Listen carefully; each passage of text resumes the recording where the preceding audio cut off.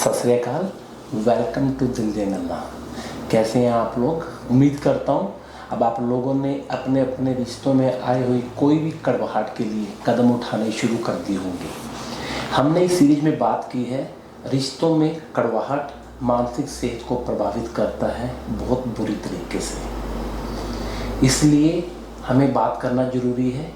और बात करने से क्या रोकता है हमारे को? एक सेफ स्पेस का नहीं होना।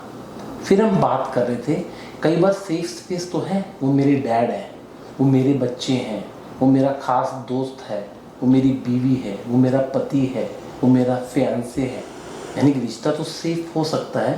तो और क्या बैरियर हो सकते हैं इस कम्युनिकेशन के नहीं होने में, जिसकी वजह से जो रिश्तों में आई दूरियां हैं वो ख़त्म नहीं हो पाती। इस बारे में बात करेंगे रमन जी से। रमन जी, पिछली बार हमने 3 लेटर वर्ड कहा था, EGO, ईगो। एक फेसबुक पर एक मैसेज था, वो कहते थे 3 letter ego, it 4 letter love, it 4 letter of care, it 7 letter of friendship, it 7 letter of relationship, it 9 letters of understanding. Is this a really very fatal word called ego? That powerful. Seems like ego ਦੇ ਵਿੱਚ ਇੰਨਾ ਜ਼ੋਰ ਹੈਗਾ ਜਿਹੜਾ ਉਹ ਪਿਆਰ ਨੂੰ ਵੀ ਖਾ ਸਕਦਾ, ਕੇਅਰ ਨੂੰ ਵੀ ਖਾ ਸਕਦਾ, ਰਿਸ਼ਤੇ ਨੂੰ ਵੀ ਖਾ ਸਕਦਾ, ਸਮਝ ਨੂੰ ਵੀ ਖਾ ਸਕਦਾ। ਇੰਨਾ ਜ਼ੋਰ ਹੈਗਾ ਆ। ਈਗੋ ਹੈ ਕੀ, ਕਿਉਂ ਹੈਗੀ ਸਾਡੇ ਕੋਲ? ਆਈ ਥਿੰਕ ਆਮ ਤੌਰ 'ਤੇ ਹੈ ਨਾ ਸਾਡੀ ਸੋਚਣੀ ਹੈਗੀ ਕਿ ਈਗੋ ਹੁੰਦੀ ਆ ਕਿ ਬੰਦਾ ਆਪਣੇ ਆਪ ਨੂੰ ਬੜਾ ਸਮਝਦਾ, ਦੈਟਸ ਈਗੋ। ਹਾਂ, ਇਹ ਵੀ ਇੱਕ ਟਰਮ ਹੈਗਾ, ਪਰ ਅਸੀਂ ਉਸ ਈਗੋ ਬਾਰੇ ਨਹੀਂ ਗੱਲ ਕਰ ਰਹੇ। ਅਸੀਂ ਜਿਹੜੀ ਸਾਈਕੋਲੋਜੀਕਲ ਈਗੋ ਹੈਗੀ ਸਾਡੇ ਅੰਦਰ ਉਹਦੇ ਬਾਰੇ ਗੱਲ ਕਰ ਰਹੇ ਹਾਂ। ਓਕੇ। ਅਤੇ ਜਿਹੜੀ ਸਾਈਕੋਲੋਜੀਕਲ ਈਗੋ ਹੈਗੀ ਆ ਉਹਨੂੰ ਸਮਝਣ ਲਈ ਐਜ਼ ਅ ਹਿਊਮਨ ਸਾਨੂੰ ਆਪਣੀ ਫਿਜ਼ੀਓਲੋਜੀ ਵੀ ਸਮਝਣੀ ਪੈਂਦੀ ਆ। ਮਾੜਾ ਜਿਹਾ ਰੋਸ਼ਨੀ ਪਾਓ ਇਹਦੇ ਉੱਤੇ। ਅਸੀਂ ਕਈ ਵੀਡੀਓ ਦੇ ਵਿੱਚ, ਮੈਨੂੰ ਚੇਤਾ ਨਹੀਂ, ਆਈ ਥਿੰਕ ਬਾਊਂਡਰੀਜ਼ ਬਾਰੇ, ਟਰਾਮਾ ਬਾਰੇ ਆਪਾਂ ਗੱਲ ਕਰ ਰਹੇ ਸੀ ਇੱਕ ਦਿਨ, ਅਤੇ ਉਹਦੇ ਵਿੱਚ ਅਸੀਂ ਨਰਵਸ ਸਿਸਟਮ ਬਾਰੇ ਗੱਲ ਕੀਤੀ ਸੀ। ਨਰਵਸ ਸਿਸਟਮ, ਜਦੋਂ ਸਾਡੇ ਪਿੱਛੇ ਕੋਈ ਤੁਰ ਰਿਹਾ, ਸਾਨੂੰ ਦਿਸ ਨਹੀਂ ਰਿਹਾ ਪਰ ਸਾਨੂੰ ਮਹਿਸੂਸ ਹੋ ਰਿਹਾ ਕਿ ਸਾਡੇ ਪਿੱਛੇ ਕੋਈ ਤੁਰ ਰਿਹਾ, that's our nervous system. Nervous system ਸਾਨੂੰ ਸੇਫ ਵੀ ਰੱਖ ਰਹੀ ਆ ਤਾਂ ਸਾਨੂੰ ਦੁਨੀਆ ਨਾਲ ਜੋੜ ਵੀ ਰਹੀ ਆ। ਸੋ ਹੁਣ ਦੇਖੋ, ਜਦੋਂ ਅਸੀਂ ਰਿਲੇਸ਼ਨਸ਼ਿਪ ਕੌਨਫਲਿਕਟ ਬਾਰੇ ਗੱਲ ਕਰਦੇ, VR talking about safety and connecting. ਇਹ ਦੋ ਹੀ ਚੀਜ਼ਾਂ ਆਉਂਦੀਆਂ। ਸੋ ਸਾਡੀ ਨਰਵਸ ਸਿਸਟਮ ਤਾਂ ਹਰੇਕ ਪਲ ਦੇ ਵਿੱਚ ਕਨੈਕਟਿਡ ਆ ਇਸ ਚੀਜ਼ਾਂ ਦੇ ਵਿੱਚ, ਅਤੇ ਈਗੋ ਉਸ ਚੀਜ਼ ਨਾਲ ਕਿੱਦਾਂ ਕਨੈਕਟਿਡ ਆ? ਨਰਵਸ ਸਿਸਟਮ ਇਜ਼ ਦੇਅਰ ਸਾਨੂੰ ਸੇਫ ਰੱਖਣ ਨੂੰ ਅਤੇ ਸਾਨੂੰ ਕਨੈਕਟ ਕਰਨ ਨੂੰ। ਈਗੋ ਹੈਗੀ ਸਾਨੂੰ ਪ੍ਰੋਟੈਕਟ ਕਰਨ ਨੂੰ, ਸਾਡੀ ਆਪਣੀ ਆਈਡੀਆ ਆਪਣੇ ਬਾਰੇ ਪ੍ਰੋਟੈਕਟ ਕਰਨ ਨੂੰ, ਸਾਨੂੰ ਡਿਫੈਂਡ ਕਰਨ ਨੂੰ, ਸਾਡੇ ਅੰਦਰਲੀ ਜਿਹੜੀ ਸਾਡੀ ਆਪਣੀ ਸਟੋਰੀ ਆ ਉਹਨੂੰ ਪ੍ਰੋਟੈਕਟ ਕਰਨ ਨੂੰ। ਸੋ ਫਰਜ਼ ਕਰੋ ਕਿ ਈਗੋ ਕਿੱਦਾਂ ਕੌਨਫਲਿਕਟ ਵਿੱਚ ਆਉਂਦੀ ਆ, ਹਾਊ ਡਜ਼ ਇਟ ਇੰਪੈਕਟ, ਕਿ ਅਸੀਂ ਗੱਲ ਨਹੀਂ ਕਰਦੇ ਹੈ ਕਿਸੇ ਨਾਲ, ਕਾਹਤੋਂ ਕਰ ਰਹੀ ਹੈ? It tries to protect us in the sense ਕਿ ਈਗੋ ਕਹਿ ਸਕਦੀ ਤੁਹਾਨੂੰ ਕਿ ਮੋਰਲਾ ਬੰਦਾ ਹੈ ਨਾ, ਤੇਰੀ ਗੱਲ ਨਹੀਂ ਉਹਨੇ ਸਮਝਣੀ ਹੈ, ਗੱਲ ਕਰਨ ਦਾ ਫਾਇਦਾ ਹੀ ਨਹੀਂ ਹੈ, ਉਹਦੇ ਬੰਦੇ ਦੀ ਸਮਝ ਬਸ ਉੱਥੇ ਹੀ ਆ। ਓਕੇ। ਈਗੋ ਕਹਿ ਰਹੀ ਆ, ego is trying to protect you from getting hurt, ਕਿ ਤੁਸੀਂ ਉਹਦੇ ਨਾਲ ਗੱਲ ਕਰੋਗੇ, ਉਹ ਤੁਹਾਡੇ ਨਾਲ ਇੱਦਾਂ ਗੱਲ ਕਰੂਗਾ ਐਂਡ ਫਿਰ ਤੁਹਾਨੂੰ ਦੁੱਖ ਲੱਗੂਗਾ। ਈਗੋ ਨੇ ਤੁਹਾਨੂੰ ਪੂਰੀ ਚੀਜ਼ ਨਹੀਂ ਸਮਝਾਉਣੀ, ਪਰ ਉਹਨੇ ਤੁਹਾਨੂੰ ਪ੍ਰੋਟੈਕਟ ਕਰਨ ਦੀ ਕੋਸ਼ਿਸ਼ ਕਰਨੀ ਆ। ਹੋ ਸਕਦਾ ਐਂਡ ਈਗੋ ਨੂੰ ਕਿੱਥੋਂ ਪਾਵਰ ਮਿਲਦਾ? ਕਿਤੇ ਨਾ ਕਿਤੇ ਸਾਡੀ ਲਾਈਫ ਦੇ ਵਿੱਚ ਐਕਸਪੀਰੀਅੰਸ ਆਇਆ, ਜਾਂ ਕਿਤੇ ਨਾ ਕਿਤੇ ਆਈਡੀਆ ਜੁੜ ਗਈ। ਅਸੀਂ ਪਹਿਲੀ ਵੀਡੀਓ, ਇਹ ਤੋਂ ਪਹਿਲਾਂ ਵੀਡੀਓ ਅਸੀਂ ਆਪਾਂ ਗੱਲ ਕਰ ਰਹੇ ਸੀ ਕਿ ਸਮਝ ਦੇ ਨਾਲ ਅਸੀਂ, ਜੇ ਕੋਈ ਸਾਨੂੰ ਸਮਝ ਰਿਹਾ ਤਾਂ ਇਹਦਾ ਮਤਲਬ ਇਹ ਆ ਕਿ ਸਾਡੀ ਗੱਲ ਵੀ ਮੰਨ ਰਿਹਾ। ਹਾਂਜੀ। ਇਹ ਹੁਣ ਡੈਫੀਨੇਸ਼ਨ ਐਸੋਸੀਏਸ਼ਨ ਬਣ ਗਿਆ ਦੋ ਲਫ਼ਜ਼ਾਂ ਦਾ, ਦੋ ਐਕਸ਼ਨਸ ਦਾ। ਵੀ ਮੈਨੂੰ ਸੁਣ ਲਿਆ ਮਤਲਬ ਮੈਨੂੰ ਮੰਨ ਗਿਆ। ਹਾਂ, ਠੀਕ ਹੈ। ਅਤੇ ਜੇ ਉਹਨੇ ਨਹੀਂ ਮੰਨਿਆ ਤਾਂ ਮਤਲਬ ਉਹਨੇ ਮੈਨੂੰ ਸਮਝਿਆ ਵੀ ਨਹੀਂ। ਸਹੀ ਕਹਿ ਰਹੇ। ਹੁਣ ਜਿਹੜੇ ਇਹ ਐਸੋਸੀਏਸ਼ਨ ਬਣ ਗਏ, ਇਹ ਈਗੋ ਦਿਮਾਗ ਦੇ ਵਿੱਚ ਬਣਦੇ ਆ। ਈਗੋ ਨੇ ਵੀ ਇਹਨੂੰ ਰੱਖ ਲੈਣਾ, ਫਿਰ ਈਗੋ ਨੇ ਤੁਹਾਨੂੰ ਬੋਲਣ ਲੱਗ ਪੈਣਾ, ਦਿਮਾਗ ਦੇ ਅੰਦਰ ਸੋਚਣ ਲੱਗ ਪੈਣਾ ਕਿ ਉਸ ਬੰਦੇ ਨਾਲ ਮੈਂ ਇੱਦਾਂ ਖੁੱਲ੍ਹ ਕੇ ਗੱਲ ਕੀਤੀ ਸੀ, ਸਮਝਾਉਣ ਦੀ ਕੋਸ਼ਿਸ਼ ਕੀਤੀ ਸੀ, ਉਹਨੇ ਮੰਨਿਆ ਨਹੀਂ, ਇਹਦਾ ਮਤਲਬ ਕੋਈ ਫਾਇਦਾ ਹੀ ਨਹੀਂ ਗੱਲ ਕਰਨ ਦਾ, ਵਾਟਸ ਦ ਪੁਆਇੰਟ? ਹੁਣ ਕਮਿਊਨੀਕੇਸ਼ਨ ਬਲੌਕ ਹੋ ਗਈ, ਹੁਣ ਅੰਦਰੋਂ ਅਸੀਂ ਗੱਲ ਨਹੀਂ ਕਰਨੀ। ਪਰ ਅਸਲੀਅਤ ਦੇ ਵਿੱਚ ਬੰਦੇ ਨੇ ਸ਼ਾਇਦ ਸਮਝਿਆ ਹੋਊਗਾ ਪਰ ਉਹਨੇ ਗੱਲ ਨਹੀਂ ਮੰਨੀ। ਉਹ ਐਸੋਸੀਏਸ਼ਨ ਕਰਕੇ ਹੁਣ ਈਗੋ ਤੁਹਾਨੂੰ ਪ੍ਰੋਟੈਕਟ ਕਰ ਰਹੀ ਆ। ਦੋ ਪਾਸੇ ਇਹ ਜਾਂਦਾ, ਇੱਕ ਤਾਂ ਇਹ ਹੈਗਾ ਸਾਨੂੰ ਗੱਲ ਕਰਨ ਤੋਂ ਰੋਕ ਦਿੰਦੀ ਆ, ਦੂਜੇ ਪਾਸੇ ਈਗੋ ਸਾਨੂੰ ਕਹਿੰਦੀ ਕਿ ਜੋ ਤੂੰ ਕਹਿ ਰਿਹਾ, ਜੋ ਤੂੰ ਸੋਚ ਰਿਹਾ, ਜੋ ਤੇਰਾ ਐਕਸਪੀਰੀਅੰਸ ਆ ਉਹ ਸਹੀ ਆ, ਦੂਜੇ ਬੰਦੇ ਦਾ ਸਹੀ ਨਹੀਂ ਹੈ। ਸੋ ਫਿਰ ਜਦੋਂ ਇਦਾਂ ਦੀ ਈਗੋ ਆਉਂਦੀ ਆ ਫਿਰ ਸਾਨੂੰ ਗੱਲ ਸੁਣਨ ਨੂੰ ਵੀ ਰੋਕ ਦਿੰਦੀ ਆ, ਦੂਜੇ ਬੰਦੇ ਦੀ ਗੱਲ ਸਮਝਣ ਤੋਂ ਵੀ ਰੋਕ ਦਿੰਦੀ ਆ। ਉਧਰੋਂ ਵੀ ਪ੍ਰੋਟੈਕਟ ਕਰਨ ਦੀ ਕੋਸ਼ਿਸ਼ ਕਰ ਰਹੀ ਆ ਕਿ ਮੈਂ ਸਹੀ ਆ। ਤੁਹਾਨੂੰ ਸਾਰੇ ਦਿਮਾਗ ਦੇ ਵਿੱਚ ਉਹੀ ਆਈਡੀਆ ਆਊਗਾ ਕਿ ਹਾਂ ਮੈਂ ਸਹੀ ਆ। ਦੂਜੇ ਬੰਦੇ ਦੀ ਪਰਸਪੈਕਟਿਵ ਦੇਖਣੀ ਬੜੀ ਔਖੀ ਹੋ ਜਾਂਦੀ ਆ ਕਰਕੇ ਈਗੋ ਨੇ ਉਸੇ ਚੀਜ਼ ਨੂੰ ਐਵੀਡੈਂਸ ਲੱਭਣਾ ਆਲੇ ਦੁਆਲੇ ਦਿਮਾਗ ਦੇ ਵਿੱਚ, ਜਿਹਦੇ ਨਾਲ ਉਹਦੀ ਜਿਹੜੀ ਸੋਚ ਆ ਉਹ ਸਟਰੋਂਗ ਰਹੂਗੀ। ਕਿ ਮੈਂ ਇਹ ਕਹਿ ਰਿਹਾ ਵੀ ਈਗੋ ਬੇਸਿਕਲੀ ਮੇਰਾ ਇੱਕ ਆधा ਔਰਾ ਹੈ ਜਿਹੜਾ ਮੇਰੀ ਖੁਦ ਦੀ ਥੋਟਸ ਨੂੰ ਪ੍ਰੋਟੈਕਟ ਕਰਦਾ ਹੈ। ਯੈਸ, ਥਾਟਸ ਨੂੰ ਐਂਡ ਫੀਲਿੰਗਸ ਨੂੰ, ਮੇਰੇ ਇਮੋਸ਼ਨਸ ਨੂੰ, ਮੇਰੀ ਥੋਟਸ। ਮੈਨੂੰ ਦੁੱਖ ਨਾ ਲੱਗੇ। ਫਿਰ ਇੱਕ ਰਮਨ ਜੀ ਜੀ ਇਹ ਮੇਰਾ ਆधा ਇੱਕ ਪ੍ਰੋਟੈਕਟਿਵ ਗੇਅਰ ਹੈ, my own personal helmet of my own soul, my thought. ਤੇ ਇਹਨੂੰ ਬ੍ਰੇਕ ਕਿਵੇਂ ਕਰ ਸਕਦੇ ਆਪਾਂ? ਇੱਕ ਤਾਂ ਪਹਿਲਾਂ ਇਹਨੂੰ ਦੇਖਣਾ ਪਊਗਾ ਕਿ how is my ego protecting me. But ਤੁਸੀਂ ਕਹਿ ਰਹੇ ਹੋ ਮੇਰੀ ਆधा ਹੈਲਮਟ ਹੈ, ਮੈਂ ਤਾਂ ਬਹੁਤ ਪੱਕਾ ਮੇਰਾ ਹੈਲਮਟ ਚੰਗਾ ਹੈ। ਹੈਲਮਟ ਹੈ ਚੰਗਾ, ਓਕੇ, ਸਮੇਂ ਲੈ। ਇੱਦਾਂ ਹੁੰਦਾ ਸਾਡੀ ਲਾਈਫ ਦੇ ਵਿੱਚ ਕਿਤੇ ਨਾ ਕਿਤੇ ਜਿਹੜੀ ਇਹ ਤੁਸੀਂ ਹੈਲਮਟ ਪਾਈ ਆ ਬਿਨ ਸੋਚੇ, ਸਾਡੀ ਜਿਹੜੀ ਫਿਜ਼ੀਓਲੋਜੀ ਉਹਨੇ ਤੁਹਾਡੇ ਹੈਲਮਟ ਪਾਤੀ ਕਰਕੇ ਕਿਤੇ ਨਾ ਕਿਤੇ ਤੁਹਾਨੂੰ ਉਹ ਪ੍ਰੋਟੈਕਸ਼ਨ ਚਾਹੀਦੀ ਸੀ। ਓਕੇ, ਪਰ ਹੁਣ ਜਿਹੜਾ ਟਾਈਮ ਆਇਆ ਜਿਹ 'ਚ ਹੁਣ ਤੁਸੀਂ ਬੈਠੇ ਆ, ਸ਼ਾਇਦ ਇਹੀ ਈਗੋ, ਇਹੀ ਹੈਲਮਟ ਤੁਹਾਡੇ ਰਿਸ਼ਤਿਆਂ ਦੇ ਵਿੱਚ ਪ੍ਰੋਬਲਮ ਕ੍ਰੀਏਟ ਕਰ ਰਹੀ ਆ। ਹੱਲ ਨਹੀਂ ਲੱਭਣ ਦੇ ਰਹੀ, ਸੁਣਨ ਨਹੀਂ ਦੇ ਰਹੀ, ਬੋਲਣ ਨਹੀਂ ਦੇ ਰਹੀ। ਸੋ ਇਹ ਹੈਲਮਟ ਹਾਂ ਅੱਜ ਤੱਕ ਮੇਰੇ ਲਈ ਠੀਕ ਸੀ, ਇਟ ਵਾਸ ਪ੍ਰੋਟੈਕਟਿੰਗ ਮੀ, ਪਰ ਜਿਹੜਾ ਹੁਣ ਦਾ ਮੇਰੇ ਲਈ ਸਮਾਂ ਆਇਆ, ਹੁਣ ਇਹੀ ਹੈਲਮਟ ਬਲੌਕ ਕਰ ਰਹੀ ਆ।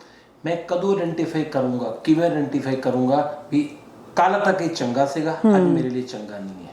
ਤੁਹਾਡੇ ਕੀ ਪੈਰਾਮੀਟਰ ਹੋਣੇ ਚਾਹੀਦੇ? ਤੁਹਾਡੇ ਰਿਸ਼ਤਿਆਂ 'ਚ ਸਮੱਸਿਆ ਆਉਣ ਲੱਗ ਪੈਣੀ ਆ, ਇੱਕ 'ਚ ਨਹੀਂ, ਦੋ 'ਚ ਨਹੀਂ, you going to see it ਕਿ ਕਈਆਂ 'ਚ ਇੱਦਾਂ ਆ ਜਾਂਦੀ ਮੇਰੀ ਸੋਚਣੀ। ਇੱਕ ਤਾਂ ਤੁਸੀਂ ਪਹਿਲਾਂ ਆਪਣੇ ਆਪ ਨੂੰ ਓਬਜ਼ਰਵ ਕਰੋ ਕਿ ਮੇਰੀ ਸੋਚਣੀ ਮੈਨੂੰ ਪ੍ਰੋਟੈਕਟ ਕਰਨ ਦੀ ਕੋਸ਼ਿਸ਼ ਕਰ ਰਹੀ ਹੈ। ਆਲਵੇਜ਼ ਆਸਕ ਯੋਰਸੈਲਫ ਹਾਊ ਕਿਵੇਂ ਮੇਰੀ ਸੋਚਣੀ ਜਿਹੜੀ ਹੈਗੀ ਆ ਇਹ ਮੈਨੂੰ ਕਿਸ ਤਰ੍ਹਾਂ ਪ੍ਰੋਟੈਕਟ ਕਰਨ ਦੀ ਕੋਸ਼ਿਸ਼ ਕਰ ਰਹੀ ਹੈ। ਉਸ ਕੁਐਸਚਨ ਨਾਲ ਬੈਠੋ ਤਾਂ ਤੁਹਾਨੂੰ ਈਗੋ ਨੂੰ you start seeing ego. For example Sunil, ਤੁਸੀਂ ਇੱਕ ਐਗਜ਼ਾਮਪਲ ਦਿੱਤਾ ਸੀ ਆਈ ਥਿੰਕ ਲਾਸਟ ਵੀਡੀਓ ਦਾ ਵੀਡੀਓ ਬਿਫੋਰ, ਜਦੋਂ ਅਸੀਂ ਰਿਲੇਸ਼ਨਸ਼ਿਪ ਕਨਫਲਿਕਟ ਬਾਰੇ ਗੱਲ ਕਰ ਰਹੇ ਸੀ, ਜਾਂ ਤੁਸੀਂ ਮੈਨੂੰ ਆਫ ਦਾ ਕੈਮਰਾ ਦੱਸਿਆ ਸੀ, ਆਈ ਡੋਂਟ ਰਿਮੈਂਬਰ, ਪਰ ਤੁਸੀਂ ਕਹਿ ਰਹੇ ਸੀ ਕਿ even with your own children, ਜਦੋਂ ਤੁਸੀਂ ਉਹਨਾਂ ਨਾਲ ਕੋਈ ਗੱਲ ਕਰ ਰਹੀ ਆ, ਜਦੋਂ ਤੁਹਾਡੀ ਗੱਲ ਨਹੀਂ ਮੰਨਦੇ ਹੈ ਤੁਸੀਂ ਆਪ ਚੁੱਪ ਹੋ ਜਾਂਦੇ ਆ। ਇਟ ਹੈਪਨਸ, ਫਿਰ ਤੁਹਾਡੇ ਤੋਂ ਗੱਲ ਨਹੀਂ ਹੁੰਦੀ। ਸੋ ਜਦੋਂ ਹੁਣ ਹੋ ਸਕਦਾ ਆਈ ਡੋਂਟ ਨੋ ਕਿ ਜਿਹੜੀ ਕਨਸੈਪਟ ਹੈਗੀ ਸਮਝਣ ਦੀ ਤਾਂ ਮੰਨਣ ਦੀ, ਉਹ ਤੁਹਾਡੇ ਅੰਦਰ ਜੁੜੀ ਹੋਈ ਆ ਕਰਕੇ ਸਾਡੇ ਕਲਚਰ ਦੇ ਵਿੱਚ ਪਹਿਲਾਂ ਹੀ ਆ ਕਈ ਸਮਿਆਂ ਦੀ ਜਾਣਦੀ ਕਿ ਸਮਝਣ ਨੂੰ you have to also do what I say. ਤਾਂ ਜਦੋਂ ਬੰਦਾ ਨਹੀਂ ਕਰ ਰਿਹਾ, ਸਾਡੇ ਅੰਦਰ ਇੱਕ ਪਰਸਨਲ ਅਟੈਕ ਹੋ ਜਾਂਦਾ ਕਿ ਯੂ ਡੋਂਟ ਰਿਸਪੈਕਟ ਮੀ, ਮੈਂ ਇੰਨਾ ਤੁਹਾਡੇ ਲਈ ਕਰ ਰਿਹਾ, ਤੁਸੀਂ ਇਹ ਚੀਜ਼ ਮੰਨ ਵੀ ਨਹੀਂ ਸਕਦੇ। ਦੁੱਖ ਲੱਗਦਾ ਜਾਂ ਡਰ ਲੱਗਦਾ, ਐਜ਼ ਅ ਪੇਰੈਂਟ ਦੋ ਹੀ ਲੱਗਦੇ ਹੋਣਗੇ। ਈਗੋ ਨੇ ਉਸ ਚੀਜ਼ ਨੂੰ ਪ੍ਰੋਟੈਕਟ ਕਰਨਾ ਕਿ ਮੈਨੂੰ ਆ ਦੁੱਖ ਨਾ ਮੁੜ ਕੇ ਲੱਗੇ, ਫਿਰ ਬੋਲਣ ਦਾ ਕੀ ਫਾਇਦਾ, ਵਾਟਸ ਦਾ ਪੁਆਇੰਟ। ਉਹ ਤੁਹਾਡੇ ਉਹ ਫੀਲਿੰਗ ਤੋਂ ਤੁਹਾਨੂੰ ਪ੍ਰੋਟੈਕਟ ਕਰ ਰਹੇ ਆ, ਪਰ ਇਨ ਐਕਚੁਅਲਿਟੀ ਰਿਸ਼ਤੇ 'ਤੇ ਮਾੜਾ ਅਸਰ ਪੈ ਰਿਹਾ ਬਿਕਾਜ਼ ਰਾਈਟ ਨਾਓ ਤੁਹਾਡੇ ਬੱਚੇ ਤਾਂ ਹੈ ਛੋਟੇ। ਤਾਂ ਇੱਦਾਂ ਦੇ ਸਮੱਸਿਆ ਦੇ ਵਿੱਚੋਂ, ਰਿਲੇਸ਼ਨਸ਼ਿਪ ਕਨਫਲਿਕਟ ਦੇ ਵਿੱਚੋਂ ਜਦੋਂ ਡਿਫਿਕਲਟੀ ਹੋ ਰਹੀ ਆ, ਜਦੋਂ ਸਾਡੀ ਈਗੋ ਬੋਲ ਰਹੀ ਆ, ਉਸ ਚੀਜ਼ ਨੂੰ ਦੇਖ ਕੇ ਉਹਨੂੰ ਸਾਈਡ 'ਤੇ ਰੱਖ ਕੇ ਗੱਲ ਕਿੱਦਾਂ ਆਪਾਂ ਕਰਨੀ, ਸੁਣਨਾ ਕਿੱਦਾਂ, ਉਹੀ ਅਸੀਂ ਸਿਖਾ ਸਕਦੇ ਹਾਂ ਬਾਈ example. in our culture historically ਜਿਹੜੇ ਵੱਡੇ ਸੀ, ਵੱਡੇ ਨੇ ਗੱਲ ਕਹਿਤੀ, ਛੋਟੇ ਨੇ ਸੁਣ ਲਈ ਤੇ ਮੰਨ ਲਈ ਤੇ ਕਰ ਲਈ। ਸਮਾਂ ਬਦਲਿਆ ਆ, ਨਾਓ ਇਟਸ ਕਿ ਅਸੀਂ ਇੱਕ ਦੂਜੇ ਦੀ ਮਿਊਚੁਅਲ ਰਿਸਪੈਕਟ ਕਰਦੇ, ਅਸੀਂ ਸਮਝ ਦੇ ਨਾਲ ਇੱਕ ਦੂਜੇ ਦੀ ਸਮਝ ਕੇ as a team, as a family ਗੱਲ ਕਰ ਰਹੇ ਆ।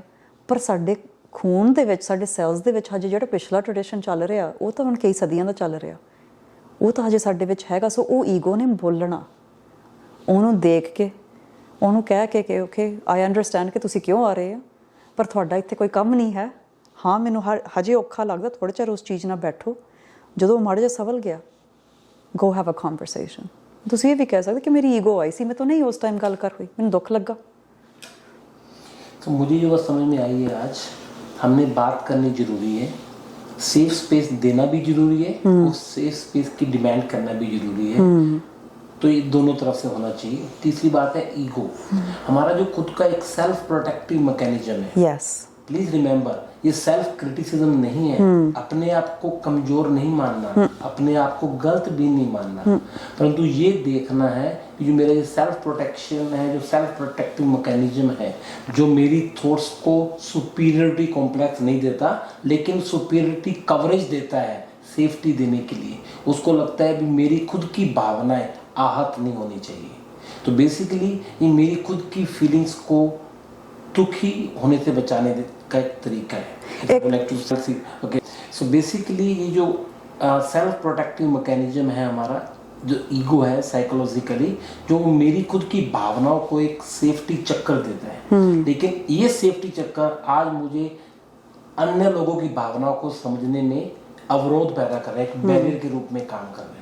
मुझे ये प्रोटेक्शन चाहिए, लेकिन मुझे कुछ जगह पे इस प्रोटेक्शन को साइड में रखना होगा ताकि सामने व्यक्ति की भावनाएं मुझ तक पहुंच सके, उसको मैं सुन सकूं, एग्री होने के लिए नहीं, सिर्फ समझने के लिए भी उसका पर्सपेक्टिव क्या है। Yes. तो ये है ईगो। एक होर भी जस्ट ਐਡ ਟੂ ਦੈਟ ਹੈ ਨਾ, ਹਰ ਇੱਕ ਵਾਰੀ ਸੁਪੀਰੀਅਰ ਨਹੀਂ ਹੁੰਦਾ, ਈਗੋ ਸਾਨੂੰ ਥੱਲੇ ਵੀ ਲਾ ਸਕਦਾ ਸਾਡੇ ਅੰਦਰ। ਸੋ ਦੁੱਖ ਤੋਂ ਬਚਾਉਣ ਲਈ, ਇਨ ਦ ਸੈਂਸ ਕਿ ਸਾਨੂੰ ਕਹਿ ਸਕਦਾ ਕਿ ਜੋ ਤੁਸੀਂ ਸੋਚ ਰਹੇ ਹੋ ਬਹੁਤੀ ਵੱਡੀ ਗੱਲ ਨਹੀਂ ਹੈ, ਜੋ ਤੇਰੀ ਫੀਲਿੰਗ ਹੈ ਬਹੁਤੀ ਵੱਡੀ ਗੱਲ ਨਹੀਂ ਹੈ, it's not a big deal, ਕੋਈ ਫਾਇਦਾ ਨਹੀਂ ਗੱਲ ਕਰਨ ਨੂੰ। ਸਾਡੀ ਜਿਹੜੀ ਸੋਚ ਹੈ, ਫੀਲਿੰਗ ਨੂੰ ਇਹ ਦਬਾ ਕਿਉਂ ਰਿਹਾ? So that we shouldn't get pain. So we don't get pain to protect us ਕਰਕੇ ਕਿਤੇ ਨਾ ਕਿਤੇ at some point ਸਾਨੂੰ ਐਕਸਪੀਰੀਅੰਸ ਇਹ ਮਿਲਿਆ ਸੀ ਕਿ ਜਦੋਂ ਮੈਂ ਗੱਲ ਕਰਦਾ ਮੋਰਲੇ ਬੰਦੇ ਨੇ ਨਹੀਂ ਸਮਝਿਆ, ਨਹੀਂ ਸੁਣਿਆ, ਤਾਂ ਮੈਨੂੰ ਦੁੱਖ ਪਿਆ। ਸੋ ਕੋਈ ਵੀ ਕਾਰਨ ਕਰਕੇ ਉਸ ਚੀਜ਼ ਦੇ ਵਿੱਚ ਤੁਹਾਨੂੰ ਬੰਦ ਰੱਖ ਸਕਦਾ, or it can have you attack. ਸੋ ਦੋਵੇਂ ਪਾਸੇ ਨੂੰ ਹੋ ਸਕਦਾ, ਅਟੈਕ ਬਾਹਰ ਨੂੰ ਵੀ ਹੋ ਸਕਦਾ, ਅਟੈਕ ਅੰਦਰ ਨੂੰ ਵੀ ਹੋ ਸਕਦਾ, superior complex ਵੀ ਹੋ ਸਕਦਾ। ਸੋ ego is just, it's protecting you. ਤੁਸੀਂ ਉਹਦੇ ਤੌਰ ਤਰੀਕੇ ਕਿ ਉਹ ਕਿਸ ਤਰ੍ਹਾਂ ਤੁਹਾਨੂੰ ਪ੍ਰੋਟੈਕਟ ਕਰ ਰਿਹਾ, ਉਹਦੀ ਕਦਰ ਵੀ ਕਰੋ ਕਰਕੇ somehow ਉਸੇ ਈਗੋ ਨੇ ਤੁਹਾਨੂੰ ਜਿੱਥੇ ਤੁਸੀਂ ਅੱਜ ਬੈਠੇ ਆ ਉੱਥੇ ਤੱਕ ਵੀ ਲਿਆਂਦਾ by protecting you, ਪਰ ਸ਼ਾਇਦ ਅੱਜ ਉਹਦਾ ਮਾੜਾ ਅਸਰ ਵੀ ਪੈ ਰਿਹਾ ਰਿਸ਼ਤਿਆਂ ਦੇ ਵਿੱਚ or in your life somewhere. ਸੋ ਉਹਦੀ ਕਦਰ ਕਰੋ, ਉਹਨੂੰ ਮੰਨੋ, and then ਜਿੱਦਾਂ ਸੁਨੀਲ ਕਹਿ ਕੇ ਹਟੇ ਆ, ਸਾਈਡ ਤੇ ਰੱਖੋ and figure out a new way to protect yourself. चलिए दोबारा से समराइज करते हैं। रिश्तों में कड़वाहट एक बहुत बड़ी प्रॉब्लम बनती जा रही है मानसिक सेहत के लिए। उसके लिए ज़रूरी है पहला कदम उठाना कि आपको पहचानना पड़ेगा कि रिश्तों में दूरियां बढ़ रही हैं। उसका सबसे बड़ा कारण हो सकता है बातचीत का नहीं होना, कम्युनिकेशन का नहीं होना अराउंड दैट टॉपिक। दूसरा, क्या मैं एक सेफ स्पेस प्रोवाइड करवाता हूँ सामने व्यक्ति को, क्या उसे यकीन है मैं बिना किसी बायसेस की बात को सुन पाऊंगा, समझ पाऊंगा, शायद एग्री नहीं हो पाऊं लेकिन सुनूंगा जरूर। क्या मैं इतना यकीन दिला सकता हूँ? क्या सामने वाला व्यक्ति मुझे यकीन दिला सकता है कि वो मेरी बात को समझ पाएगा, सुन पाएगा, शायद एग्री नहीं हो पाए म्यूचुअली। और सबसे बड़ी बात, क्या मैं मेरे खुद के सेल्फ मैकेनिज्म, जो मेरी सेल्फ ईगो है अंदर बॉडी की, जो मुझे प्रोटेक्ट करती है, मेरी भावनाओं को प्रोटेक्ट करती है ताकि मैं खुद इमोशनल रूप से ब्रेक डाउन नहीं हो जाऊं। वो कहते हैं ना इमोशनल दर्द, हमारी बॉडी जानती है कि किस चीज़ों से मैं दुखी होऊंगा, वो मुझे इन चीज़ों से बचाती है। ये हमारा एक भगवान का बनाया हुआ सिस्टम है, लेकिन इस सिस्टम की वजह से कई बार हम सामने वाले व्यक्ति की बातों को समझ नहीं पाते हैं। तो इसके ऊपर भी हमें काम करना जरूरी है। तो बात करनी है, सेफ स्पेस देना है और ईगो से बात करके सामने वाले व्यक्ति की बात को सुनना है, समझना है, एग्री होना जरूरी नहीं है। अगले पार्ट 4 में हम बात करेंगे एक और बैरियर के बारे में जो इस रिश्तों के आए हुए खटास को जुड़ने नहीं देता, खटास को खत्म नहीं होने देता। चलिए मिलकर बात करते हैं। दिल दियां गल्लां मन में भरकर मत जिए, मन भरकर जिए। Thank you very much.